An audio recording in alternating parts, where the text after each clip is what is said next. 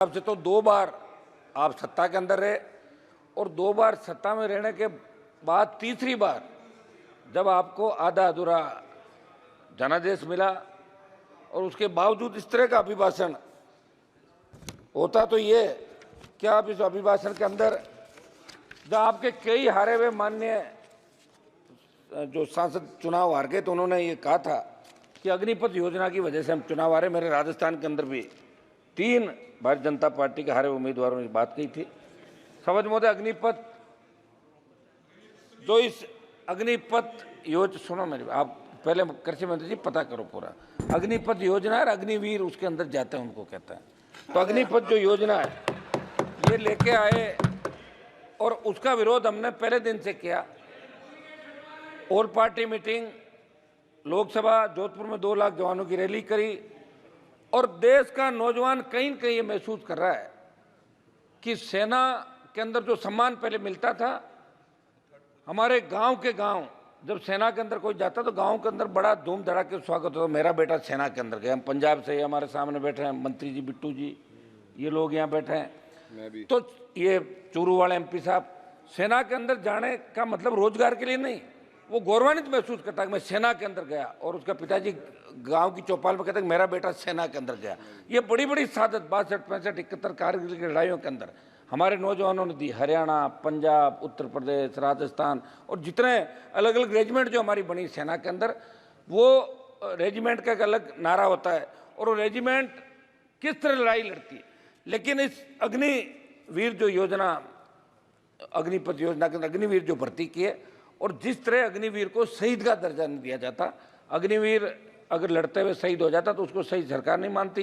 जैसा रक्षा मंत्री जी कहते कि 1 करोड़ रुपए दे रहे हैं, तो 1 करोड़ रुपये कोई मायने नहीं रखता साहब। समझ जाओ, अब की बार 237 पे आओ, अब की बार 130-35 पे आ जाओगे जब 5 साल चुनाव होगा। धीरे धीरे घट रहे हो। 400 पार का नारा दिया था, नहीं पहुंच पाए। राजस्थान के हमारे मंत्री जी बैठे सामने, 2 मंत्री राजस्थान के अंदर मेरे को कह रहे थे पिछली बार कि हमारी वजह से आप आ गए, ये पिछली बार कर लो। मैं तो फिर आ गया वापिस, आ गया 10, 15, 10, 12, 7 आए। 3-4 आपके मार्जिन पे बॉर्डर पे रहे थे। अब से तो 2 बार आप सत्ता के अंदर रहे और 2 बार सत्ता में रहने के बाद तीसरी बार जब आपको आधा अधूरा जनादेश मिला और उसके बावजूद इस तरह का अभिभाषण होता तो ये क्या आप इस अभिभाषण के अंदर जहाँ आपके कई हारे हुए माननीय जो सांसद चुनाव हार गए तो उन्होंने ये कहा था कि अग्निपथ योजना की वजह से हम चुनाव हारे। मेरे राजस्थान के अंदर भी 3 भारतीय जनता पार्टी के हारे उम्मीदवारों ने बात कही थी। समझ मोदे अग्निपथ जो इस अग्निपथ योजना सुनो मेरी आप पहले कृषि मंत्री जी पता करो पूरा अग्निपथ योजना है। अग्निवीर उसके अंदर जाते हैं उनको कहते हैं। तो अग्निपथ जो योजना है ये लेके आए और उसका विरोध हमने पहले दिन से किया।